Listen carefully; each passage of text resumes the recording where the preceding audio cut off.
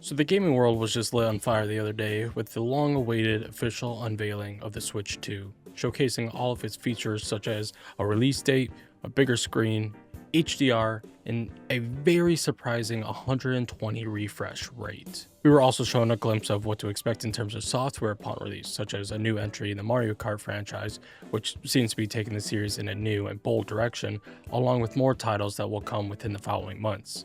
Moments like these, passionately and eagerly waiting to see and hear about the next big thing in gaming, only comes every once in a generation. So when they happen, the gaming world seems to just stop and come together as all eyes are on what to expect for the next generation. This is even more true for Nintendo announcements, as historically, Nintendo has had a less than, let's just say, conventional direction in terms of not just their way of announcing their things, but mainly their products themselves. Nintendo has always moved to the beat of their own drum, typically sacrificing the conventional generational leap forward of creating something more noticeably powerful and instead creating something more whimsical and different from the average gaming experience. We saw this work insanely well with the Wii, a system that would go on to sell over 100 million units. Every gamer and even their grandmas had one of these.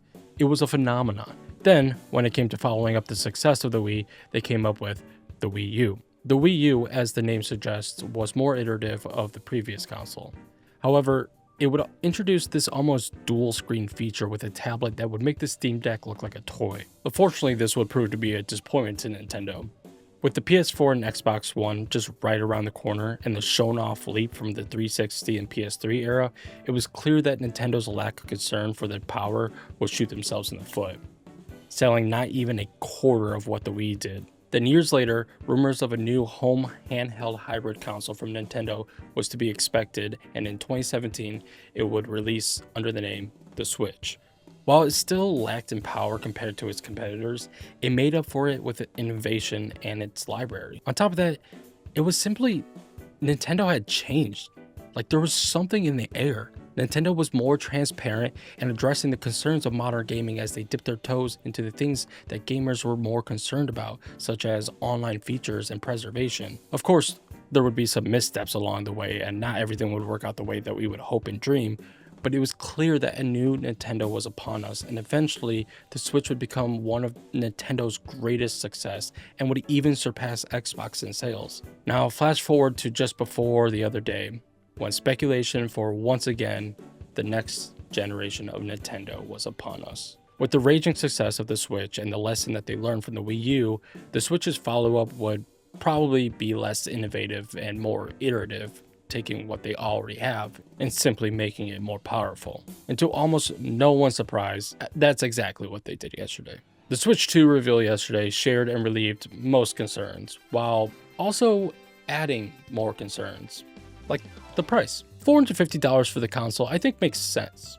I could have gone for more storage for $450, but I think we kind of were expecting $450, if not $400.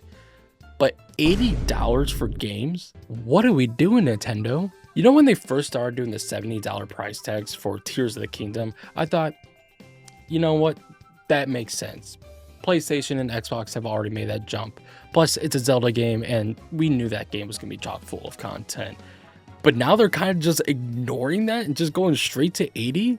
I mean, what is Rockstar going to think about GTA? They're going to get away with a $120 game for GTA 6. I mean, Nintendo, bro, what are we doing? What the hell? They had to have expected that we would react this way. I mean, that's why they left it out of the actual direct and only announced it later on their blog post. The Nintendo Treehouse stream the day after saw that response in real time. But you know what? I don't even want to talk about that today. I mean, let's be honest. We're still probably going to buy it all. For this video, I want to talk about the games that were shown off. I think aside from all the corporate bullshit that immediately followed the Direct, the games that were announced were genuinely the best part of the Direct. Yeah, we're getting a new system, and it's more powerful, and it's got some mouse support that will be incorporated in only a few first-party games in the first 2 years and then never looked at again, like the HD Rumble on the first Switch. But it's the games that really define a console, and it seems like they're off to a pretty great start. Mario Kart World looks so good. As someone that loves Mario Kart so much, I thought I would be really concerned with the series doing something really weird and different, such as being partially open world, whatever that means, especially after how great Mario Kart 8 is. Like, they perfected the Mario Kart formula in 8. It was kind of just everything it needed to be. It was so good.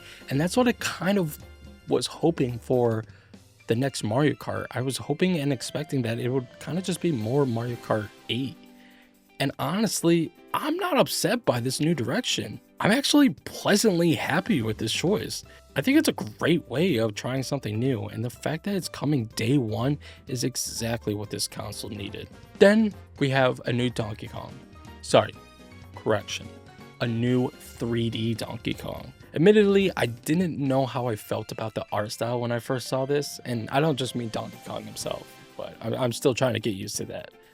But once I saw that almost free-form digging and punching DK was doing to the environment, it reminded me of Tears of the Kingdom when you would have that crazy feature where you'd be like in a cave way down under it, just lost and have no idea where you're going, and then you just use that one ability where you just summon all the way to the surface. I don't know. It just reminded me of that, and it seems like they're going into a really freedom direction that I got from Tears of the Kingdom. I don't know, maybe I'm wrong about that. There's still a lot to the game we don't know about, like, is it even open world?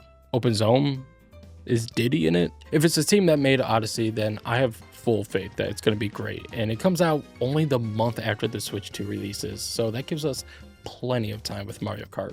And then, to absolutely no one's predictions, Nintendo did the impossible and not only got Miyazaki to make a game that would release on a Switch, but to release exclusively? What a get! Personally, I'm not a Souls fan, but I know so many people that never shut up about them. But I know that this is a big deal, and I'm blown away at how Nintendo managed to pull that off. That's absolutely incredible. Well, what else? We saw a Silksong? Yeah, I know, I can't believe it. We saw it for a whole 3 seconds. Amazing. 2025. Then we got this really cool console tie-in digital game where we'll explore the innards of the console itself and learn the specifics of parts and how they function. So cool. What's that? It's not a tie-in game? We have to pay for this? What the fuck? There's some new wheelchair basketball game that utilizes the mouse controls? I don't know how I feel about this one. It's kind of, a sequel to the hit indie game Enter the Gungeon was shown off. Except it wasn't, because the stream decided to check out at that moment, which is really disappointing for the team over there at Dodge Roll. I really liked the first one, and it's kind of sad their moment kind of just went to shit. Wind Waker is finally coming to the Switch in the worst possible way. I mean, what a roller coaster of events. The first drop from that GameCube startup menu happens, and it's such a hype moment. Like, hell yeah, we're getting GameCube games on Switch. Let's go. Are you fucking kidding me? Wait, what the hell is HD? What a slap in the face. But hey, at least we got F-Zero. New Hyrule Warriors set before the events of Tears of the Kingdom. Deltarune with chapters 3 and 4. That's pretty cool. Shout out Casey. EA with FC and Madden. Can you believe there wasn't ever a Madden on the first Switch? Weird. Updated versions of popular Switch games. Oh, and I forgot to mention, IOI made an appearance. I almost totally forgot about this. I'm recording this mid-editing, and I just can't believe that IOI showed up and showed off their James Bond project. I mean, we literally got nothing. But the fact that it's coming to Switch, and this is our first glimpse of them talking about it since the original announcement, is pretty cool, especially for someone as a big James Bond fan. So that's all right, I guess. Some DLC for the Forgotten Lands and Mario Party Jamboree that incorporates a camera. Oh yeah, I forgot to mention, there's a camera you can buy so you can stream your face and body to your friends in the chat or use them in Mario Party. Cool. I guess I will never use that. And of course, more and more third-party support like Fortnite. Can't forget Fortnite. But of course, that's not all. You saw the direct. You saw the thumbnail. Everything I just mentioned doesn't matter. Those games mean nothing to me because towards the end, and again, to absolutely no one's prediction, a sequel to a personally beloved and underrated entry in the Kirby universe was revealed in the most spectacular way. You thought you were getting a Super Smash Bros? You're not. because Sakurai is too busy making a sequel to the greatest Kirby game of all time, Kirby Air Ride. I love Kirby Air Ride. Much like all of you, I was eagerly waiting the Switch 2 Direct, and I never would have thought that I would wake up at 7 in the morning, learn about some new Switch, and also be surprised with the sequel to a game that me and my sisters and my best friend played religiously. If you know, you know. But for those of you who don't know, let me tell you.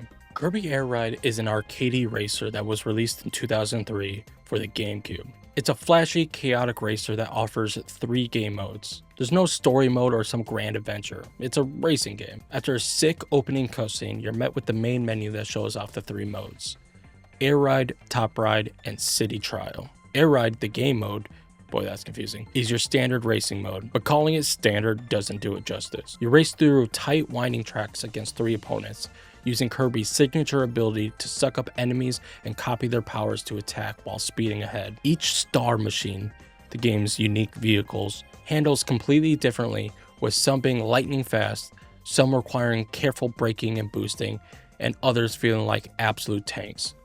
But no matter what you pick, the game is fast. Instead of traditional acceleration, you're mostly holding, releasing, and timing your A button presses to control speed, drift, and attacks, making every race feel like controlled chaos. And the tracks? There are as many as in Mario Kart, but each one is distinct, packed with boosts, shortcuts, rails, and classic Kirby vibes that make every lap exciting. Then there's Top Ride, which is basically Air Ride, but from a top-down perspective. These courses are smaller, more arcade-like, and filled with moving obstacles and power-ups. It's fun in short bursts, but it's definitely the least played mode for most people. But the real star of Kirby Air Ride? City Trial. If you played this game back in the day, you already know this is where you spent 90% of your time. Think of City Trial as the original Battle Royale, except instead of fighting to be the last one standing, you're fighting to build the best machine before an unpredictable final showdown. You start every match with a basic, slow star dropped into a huge, colorful city full of secrets, hidden vehicles, and powerful upgrades. The goal? Scavenge for perks or find a better ride, and then power it up before time runs out. The perks scattered throughout the city are what define the game. Some boost your speed, others improve your turning and gliding and attack or defense, and some just make your star more durable. It's entirely up to you how you build your ride. Do you max out every single stat or try to balance everything? But upgrading isn't the only challenge. Other players are out there too, hunting for the same perks, and they can and will attack you. You're not just racing against time, you're defending yourself, sabotaging opponents, and fighting for control of the best upgrades. And all of this is for one reason, because after exactly 5 minutes, the game stops everything and throws you into a final event, a last test of your machine and your skill. This event could be anything. It could be a straight up race. If you focus on speed, you'll have the advantage. It could be a battle mode where high attack and defense make the difference.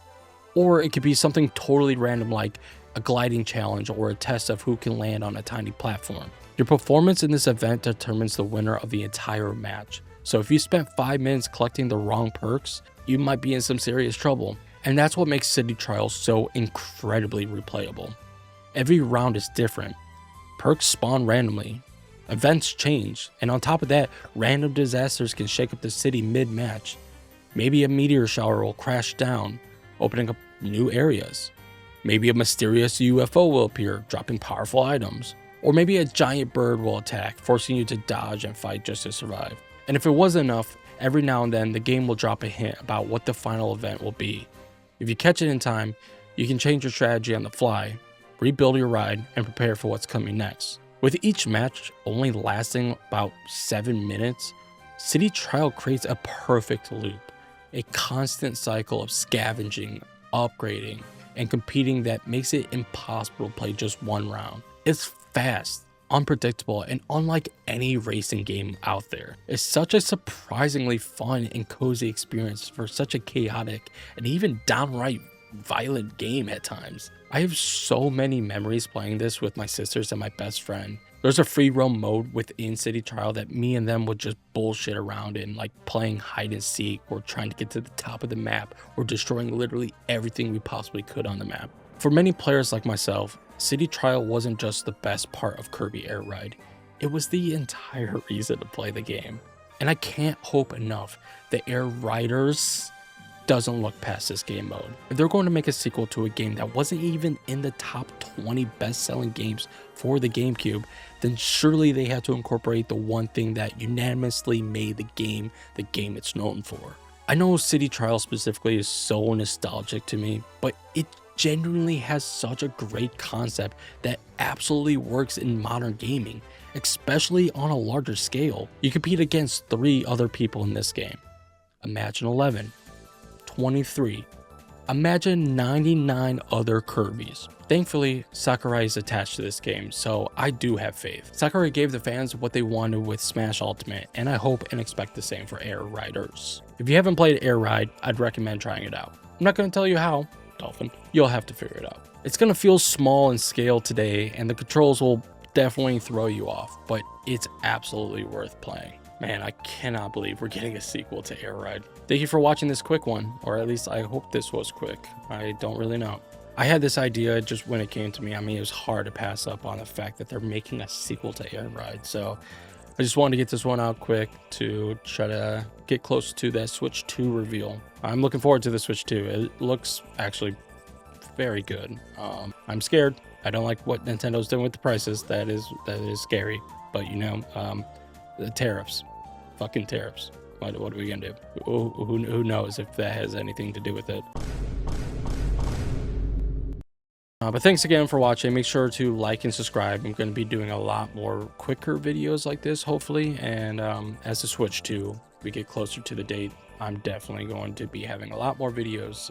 Hopefully I can get my Switch 2 on the day of, and maybe do like a little video about my experience with that, especially with Mario Kart. Gonna definitely be playing a lot of Mario Kart when that comes out, so look forward to that. Otherwise, thank you again. Like and subscribe, and I'll see you in the next one.